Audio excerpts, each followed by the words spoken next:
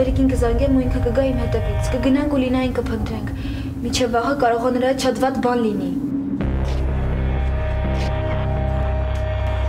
Կանգնի, սպասի, ուր ես գնում, կանգնի։ Ես եմ արել, ես եմ այդ լակոտին հետ օրը հասցրել, ես էլ պատասխան կտամ վերջը։ Ռուբեն, ոնց տեսնում եմ հյուր ունես։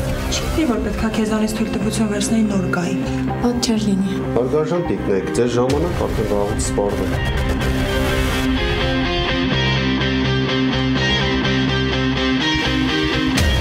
Ստված եմ խնդրում եմ։